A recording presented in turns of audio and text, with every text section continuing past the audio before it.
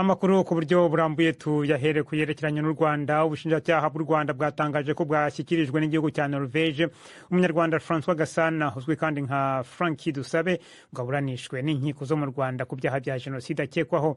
Yari amaze imyaka 3 afungiye muri gereza y'i Oslo aho abanyamategeko be bagerageza kubuza kuyoherezwa mu Rwanda. Bivuga kandi ko uyu mugabo ukomoka mu karere ka Ngororero yari yahamijwe icyaha n'inkiko gacaca zaho. Ni inkuru ya Jean Claude Mwambutsa i Kigali. Itangazo ry'ubushinjacyaha bukuru ryahamije iyi nkuru rivuga ko u Rwanda rwakiriye uwitwa Gasana François umyaka 53 n'umushyikirijwe n'ubwami bwa Norvège. Gasana ukomoka mu karere ka Ngororero yari yarashyiriweho impapuro zo kumuta muri yombi kubera uruhare yakekwagaho muri jenoside yakorewe abatutsi ahitwa Inyange yahoze ibarizwa mu cyitwa komine Kivumu, ariko ubu ikaba ari akarere ka Ngororero. Urukiko rwo muri Norvège rwategetse ko Gasana yoherezwa mu Rwanda mu mwaka wa 2023, ariko ajuririra iki cyemezo cyashimangiwe n'urukiko rw'ikirenga mu mwaka ushize w'ibihumbi 2024. Mu mwaka wa 2007 urukiko gacaca rwa Nyange rwari rwamuburanishije adahari ndetse anakatirwa gufungwa imyaka 19. Uyu mugabo wavutse mu mwaka w'1972 ngo yari yarashoboye guhindura amazina, yiyita Frankie Dusabe. Nta byinshi bizwi kuri uyu Gasana uretse gusa ko itangazo rivuga ko yari umunyeshuri mu mashuri yisumbuye mu gihe bikekwa ko yakoreye icyaha. Nk'uko bikunze kugenda no ku bandi boherejwe n'ibindi bihugu, François Gasana nawe afite uburenganzira bwo gusubirishamo urubanza rwaburanishijwe adahari mu gihe atabihitamo ko yaba yiteguye kurangiza igifungo cy'imyaka 19 nk'uko yagikatiwe n'urukiko gacaca rwa Nyange. Mu mwaka wa 2013 nabwo ubwami bwa Norvège bwari bwashyikirije u Rwanda. Uyu bandora yashinjwe kandi inkiko z'u Rwanda zimuhamya uruhare mu rupfu rw'abatutsi baguye muri kiliziya ya Ruhuha mu karere k'Ubugesera.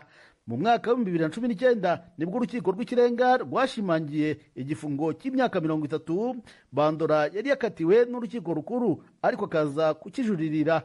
Jean Claude Mwambutsa, BBC Gahuzamiryango i Kigali.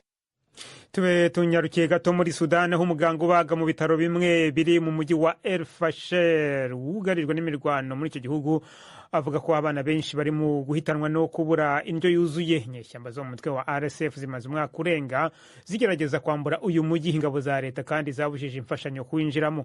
Hari kandi n'amakuru avuga ko inyeshyamba zica abaturage b'abasivili bagerageza gusohoka bahunga uwo mujyi. Ni inkuru ya Prime Ndikumagenge. Izeldin Ahmed Daoud avuga yuko abana bakiri bato basigaye ku magufa gusa kuko ivyo kurya ari bike cyane muri El Fasher.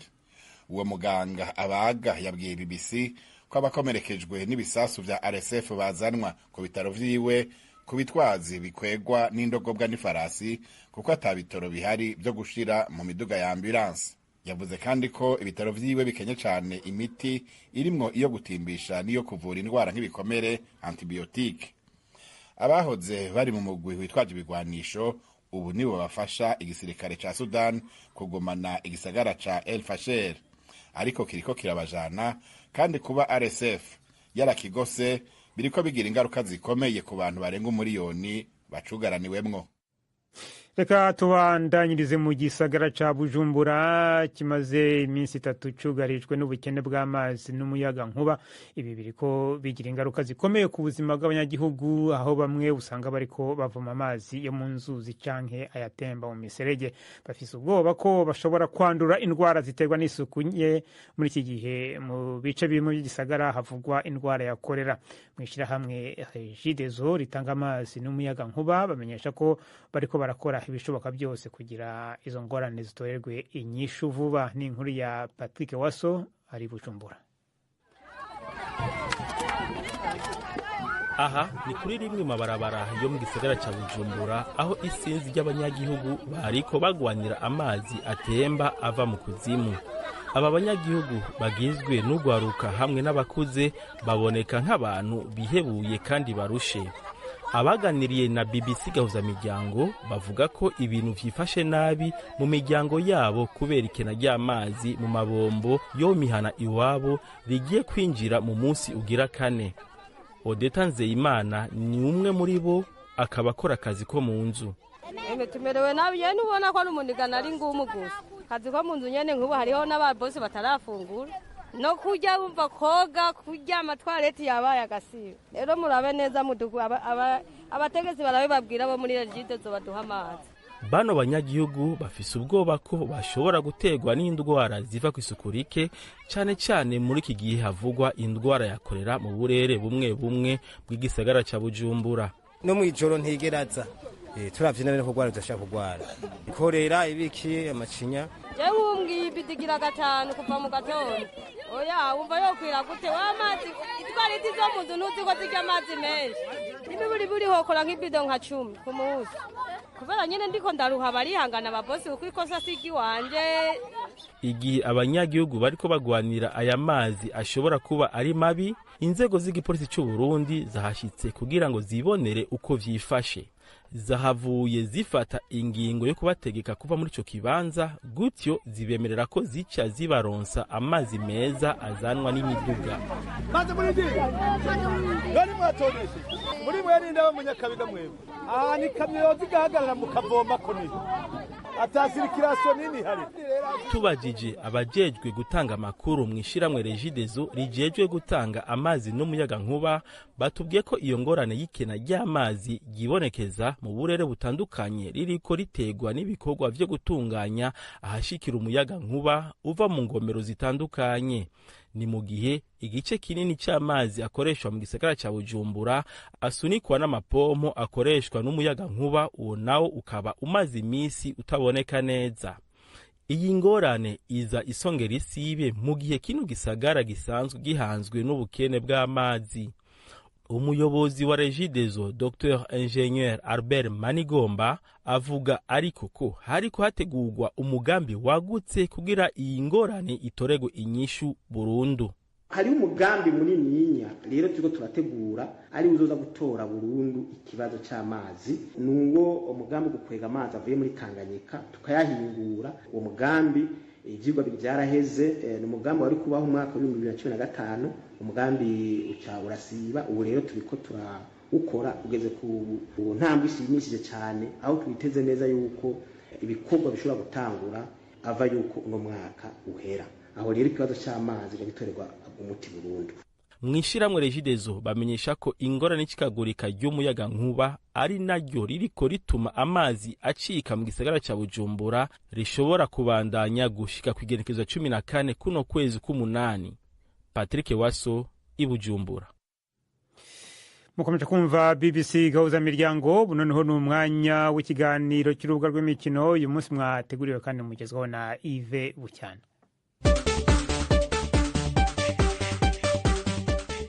Mwireho neza bakunzi b'imikino kuri BBC. Amakuru y'imikino nyahere ku makuru y'igura n'igurisha ry'abakinnyi. Ethan Nwaneri yasinye amasezerano mashya y'imyaka 5 kugira ngo akomeze kwambara ijezi ya Arsenal kugeza muri 2030. Amasezerano y'uyu musore w'imyaka 18 ya mbere yagombaga kurangira mu kwezi kwa gatandatu umwaka utaha. Muri shampiyona ishize Nwaneri yakinnye imikino 37 atsindira Gunners ibitego 9 mu marushanwa yose. Muri Manchester United biteganyijwe ko rutahizamu Benjamin Sesko akorerwa ibizamini byo kumupima ubutarumikwa nyuma y'iyo kipe kumvikana na Leipzig yo mu Budage ku masezerano afite agaciro ka miliyoni zisaga 73.7 z'amapaundi. Uyu musore w'imyaka 22 yanashakwaga cyane n'ikipe ya Newcastle United, yinjije ibitego 39 mu mikino 87 yakiniye ikipe ya Leipzig. United yamaze gusinyisha Matheus Cunha na Brian Mbeumo muri iyi mpeshyi kuri miliyoni 130 z'amapaundi. United imaze gutanga akayabo ka miliyoni 200 z'amapaundi agiye ku bakinnyi bo mu busatirizi bwayo. Ni mu gihe ikipe ya Chelsea nayo iri gushaka kwibikaho rutahizamu wa Manchester United unyura ku ruhande utarugishakwa na Manchester United. Uyu ni umunya-Argentine Alejandro Garnacho.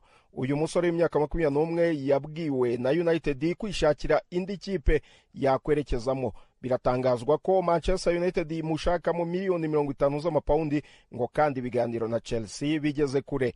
Undi mukinnyi Manchester United ishaka kugurisha ni Rasmus Hojlund, bivugwa ko ari gushakwa n'ikipe ya AC Milan yo mu Butaliyani. Nkiri mu Bwongereza kandi ku ku cyumweru hateganyijwe umukino w'igikombe cya Community Shield hagati ya Liverpool yatwaye igikombe cya shampiyona na Crystal Palace yatwaye igikombe cya FA.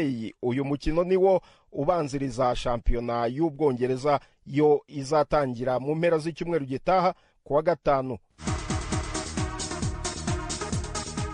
Urutonde rw'abakinnyi 30 bahatanira igihembo cya Ballon d'Or cy'umukinnyi wahize abandi ku isi mu mupira w'amaguru rwashyizwe ahagaragara. Muri bo harimo Jude Bellingham wa Real Madrid, Ousmane Dembele wa Paris Saint-Germain. Iyi kipe ikaba ifitemo abakinnyi benshi barimo kandi umunyezamu wayo Gianluigi Donnarumma. Kuri uru rutonde harimo kandi Lamine Yamal wa Barcelona, Kylian Mbappe wa Real Madrid, Mohamed Salah wa Liverpool n'abandi. Igihembo cya Ballon d'Or gitangwa n'ikinyamakuru cya France Football buri mwaka. Jacques Yves, turi kumwe noneho ku murongo wa telefone. Reka tuvuge ku irushanwa ry'igikombe cya Afurika cy'abakinnyi bakina muri za shampiyona z'imbere mu gihugu cane. Ni imikino ibera muri Tanzania, Kenya na Uganda. Uyu munsi Yves, nihe mikino yari iteganijwe, ibintu bimeze gute? Jacques, mu kanya gashize harangiye umukino hagati ya Algeria na Afurika y'Epfo. Umukino wo mu itsinda rya gatatu ni itsinda rikinira i Kampala muri Uganda. Rero amakipe yombi akaba anganyije igitego kimwe kuri kimwe. Mu kanya hagiye kuba umukino uhuza Guinea na Uganda. Uyu mukino rero Uganda ikaba nta nota ifite mu gihe Guinea yo ifite amanota 3, naho Afurika y'Epfo ikaba ari ya gatatu n'inota rimwe. Uganda ni ya nyuma nyine kuko nta nota ifite. Imikino yakinwe ku munsi w'ejo yo mu itsinda rya mbere, Kenya ikaba yaraye inganyije na Angola nayo igitego kimwe kuri kimwe. Mbere y'uwo mukino Repubulika ya Demokarasi ya Kongo yo yari yatsinze Zambia ibitego 2-0. Hanyuma Yves, mu mpera za kino cyumweru muri no weekend hateganijwe ihe mikino? Ku munsi w'ejo hari imikino yo mu itsinda rikinira i Dar es Salaam. Repubulika ya Centrafrica ikaba izahura na Mauritania, naho Tanzania ikazahura na Madagascar. Tanzania yo isa naho yarangije no kubona itike ya 1/4 kuko ifite amanota 6, imaze gutsinda imikino 2. Hanyuma ku cyumweru ikipe ya Kenya yo ikazakina na Maroc. Zambia icyo gihe yo izabikina na Angola. Ni imikino izabera mu gihugu cya Kenya mu mujyi wa Nairobi, imikino yo mu itsinda rya mbere. Hanyuma Yves, wenda akabazo nakubaza kanyuma, urakurikirana ino mikino uri Kigali mu Rwanda, urabona aho mu Rwanda abantu babasha gukurikirana iyo mikino ku buryo bungana gute? Abantu barayikurikirana, barayirebera nyine ku buryo busanzwe kuri za televiziyo mpuzamahanga zisanzwe zerekana imikino. Abantu irabashishikaje, barayireba. Gusa mu bihugu ikinirwamo, aho navuga nko muri Uganda, barareba cyane ikipe y'igihugu, ariko ku mukino wa mbere nibwo urebye bayitabiriye cyane. Sinkeka ko uyu munsi bari buyitabire cyane kubera ko umukino wa mbere basa nkaho batengushywe n'ikipe yabo kuko yatsinzwe na Algeria ibitego 3-0. Muri Tanzania ho birashyushye cyane kuko Taifa Stars imeze neza, irategerwa amafaranga menshi ku mukino itsinze. No kuvuga ko n'abakunzi ba Taifa Stars barinjira ku kibuga ari benshi cyane, bitandukanye n'indi mikino. Urakoze Yves Bucyana kuri ayo makuru y'irushanwa rya